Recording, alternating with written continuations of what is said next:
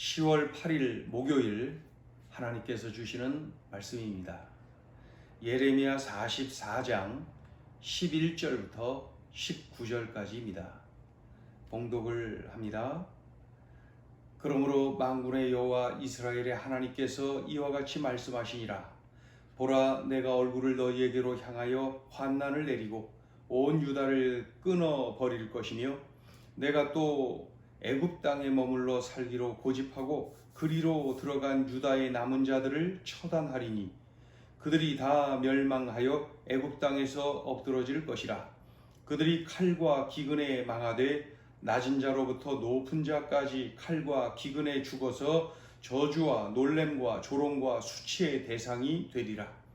내가 예루살렘을 벌한 것 같이 애굽 땅에 사는 자들을 칼과 기근과 전염병으로 벌하리니 애굽 땅에 들어가서 거기에 머물러 살려는 유다의 남은 자 중에 피하거나 살아남아 소원대로 돌아와서 살고자 하여 유다 땅에 돌아올 자가 없을 것이라.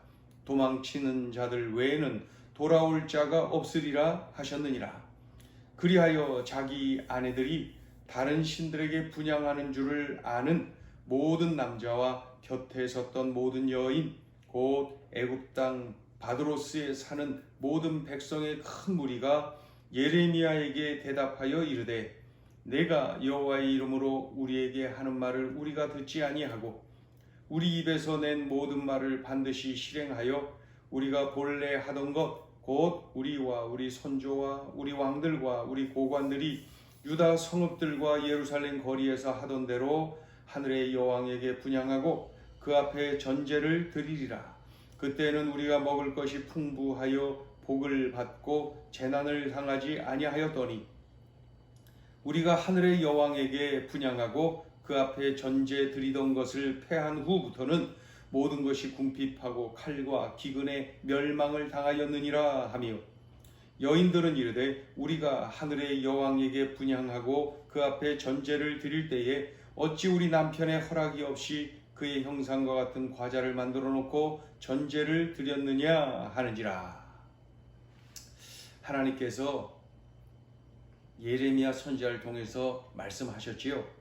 애굽으로 내려가지 말고 유다 땅에 머물러라. 그리하면 다시는 재난이 없을 것이다. 다시는 재난을 허락하지 않을 것이다. 하나님이 말씀하셨어요. 더욱이 바벨론 왕이 너희를 선대하리라. 그리고 포로들이 다시 돌아오게 될 것이다. 하나님의 말씀이. 그런데 그 이후에 이런 말씀이 있지요. 그러나 불순종하고 애굽으로 내려간다면 너희들은 그곳에서 칼과 기근과 전염병으로 재난을 당할 것이다. 분명하게 말씀합니다. 그런데 이 유다 백성들은 어떻게 해요? 하나님께 반항합니다. 불순종합니다. 결국 애굽으로 내려가는 거예요. 애굽으로. 애굽이 더 안전해 보여요. 애굽이 더 풍요로워 보여요. 애굽이 더 평화로워 보여요. 그러면서 내려가는 거예요. 그들이 애굽의 여러 도시에 흩어져서 살게 됩니다. 그런데 그들의 살아가는 모습을 보니까 그곳에서 어떻게 해요? 자기들이 만든 우상을 숭배합니다. 그리고 애굽 땅의 신들을 숭배합니다. 하나님께서 오늘 다시 말씀을 하십니다. 불순종하고 애굽으로 온 유다, 여전히 우상 숭배하는 유다, 더욱이 그 애굽의 신들을 숭배하는 유다, 이 백성들 말이죠. 너희에게 징벌을 내릴 것이다. 엄하게 선포하십니다. 그 징벌을 구체적으로 말씀하시지요. 11절 후반절에 보면은 내가 얼굴을 너희에게 향하여 환난을 내리고 온 유다를 끊어버릴 것이며 이렇게 하나님이 징벌을 내리시겠다 말씀합니다.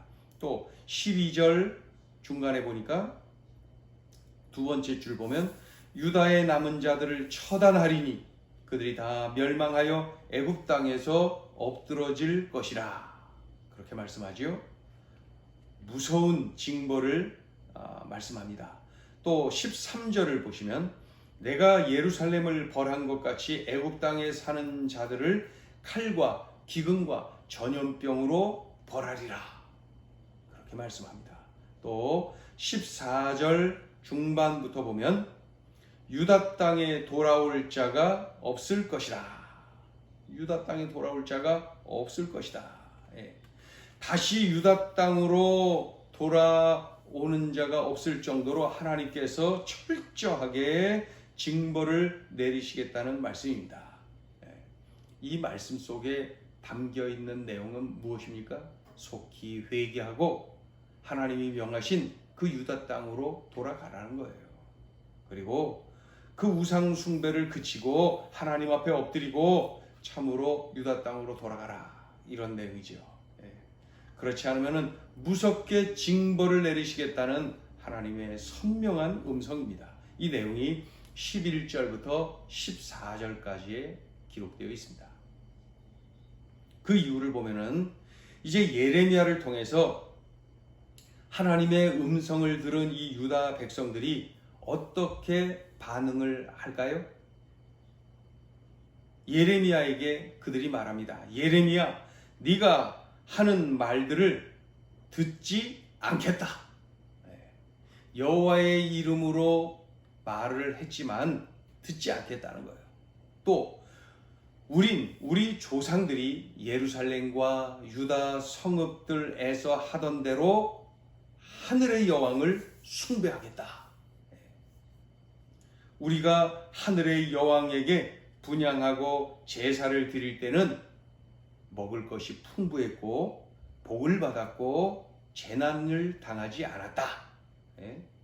그러나 그 하늘의 여왕 숭배하는 일을 중단한 뒤에 이런 모든 궁핍함이 몰려왔다는 거예요.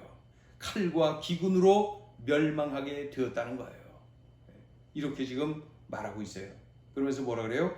가정의 부부가 마음을 다해 함께 예전처럼 하늘의 여왕을 섬기겠다 결단까지 합니다. 서원까지 합니다. 그러니까 하나님께서 우상을 버리고 돌아오라. 그러나 끝까지 불순종하죠. 그러자 하나님께서 바벨론을 막대기 삼아 치실 것이겠다. 치신다 하다가 결국 치셨잖아요. 그렇게까지 분명하게 바벨론으로 말미암아 칠 것이다까지 말씀하셨는데도 불구하고 하늘의 여왕에게 그 분향하고 전제로 드리는 이러한 그러한 그 우상 숭배를 자기들이 소홀히 여겨서 이러한 재난이 있게 된 것이다. 이렇게 지금 받아들이고 있는 거예요. 참 놀랍죠? 그러면서 앞으로 우리 가정의 부부가 함께 예전처럼 하늘의 여왕을 섬기겠다 결단까지 하는 내용이 15절부터 19절까지 기록되어 있습니다. 참 안타깝죠? 자, 오늘 주시는 메시지입니다. 첫째, 믿음의 전통을 계승하라. 유다 땅에서 우상 숭배를 하면서 하나님께 불순종하더니 애굽 가서도 마찬가지죠. 그곳에서도 불순종하고 우상 숭배하는 거예요. 우상 숭배의 결과로 엄청난 고통, 환난을 당했으면서도 정신 못 차리고 애굽 땅에 가서도 그것을 그대로 하고 있는 것 좀 보십시오. 그들의 주장이 뭐예요? 우리의 전통대로 하겠다. 전통을 살리겠다는 거예요. 조상들이 그 유다 성읍들 곳곳에서 예루살렘 거리에서 했던 그러한 그 하늘의 여왕을 섬기는 일, 우리 그 좋은 전통을 살리겠다, 이런 뜻이에요. 당연히 애굽에서도 그렇게 해야 되겠다, 이런 내용. 여러분, 이것을 끊어야 됩니다. 이 사악한 전통, 나쁜 전통, 이 못된 전통을 끊어야 합니다. 좋은 전통, 하나님 신앙 전통을 가지고 계승해야지요. 잘못된 전통이 이다지도 치명적이라는 것을 우리가 보게 됩니다. 오늘 주신 말씀을 기억해야 됩니다. 믿음의 전통을 계승하라. 그래서 우리 자손들에게 믿음의 계보가 줄줄 흘러가는 그러한 가문을, 명문 가문을 이루어야 되는 것이죠. 오늘 주신 말씀 명심해야 되겠습니다. 믿음의 전통을 계승하라. 그래서 우리 세대가 더 견고한 믿음을 갖고, 그리고 우리 다음 세대, 우리 자녀 손들에 이르기까지 믿음의 전통이 잘 계승되어지는 그러한 가문을 꿈꾸며 기도하며 힘써야 될 것입니다. 그래서 어느 곳에 가든 하나님 신앙, 어느 곳에 가든 하나님께 예배, 어느 곳에 있든지 말이죠. 다음 세대, 그 다음 세대에 흘러도 변함없이 이러한 믿음의 전통이 계승되어지고 흘러가야 됩니다. 오늘 이 말씀을 우리의 삶에 잘 적용해 보세요. 좋은 기도의 제목이 나오지요. 자, 둘째 주시는 메시지, 복과 재앙을 내리시는 분은 오직 하나님이시다. 유다 땅에서나 애굽 땅에서나 복과 재앙을 내리시는 분은 하나님이세요. 이 사실을 모르고 하늘의 여왕이라는 신이 복을 주셔 아주 확신하고 있는 이 유다 백성들 좀 보십시오. 그 결과가 뭐예요?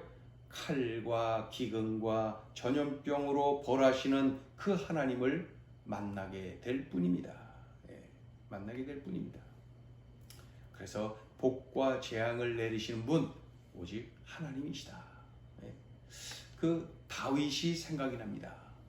예루살렘 성전을 이렇게 건축하는데 아들 솔로몬에 의하여서 이제 건축이 되겠지요. 하나님이 그렇게 하라 하셨으니 말이죠. 그러니 이 아버지 다윗은 어떻게 해요? 예루살렘 성전 건축에 필요한 것들을 준비하기 위하여서 자신이 가지고 있는 재물을 하나님 앞에 드립니다. 그 모습을 보고 천부장, 백부장, 50부장, 10부장, 그리고 일반 백성에 이르기까지 모두 달려들어서 가지고 있는 것들을 하나님 앞에 드리면서 하나님의 성전을 잘 건축해야 된다, 그런 마음으로 막 헌신하는 모습을 볼 수가 있어요. 그런 과정에서 다윗이 하나님 앞에 드린 그 기도 중에 이런 대목이 있습니다. 모든 것이 주께로부터 왔습니다. 놀라운 고백 아닙니까? 그리고 주님의 것을 주님께 드릴 뿐입니다. 이 고백 말이에요. 그러니까 복이나 재앙이나 모든 것이 주님께로부터 오는 거예요. 물질을 비롯해서 모든 것이 주께로부터 오는 거예요.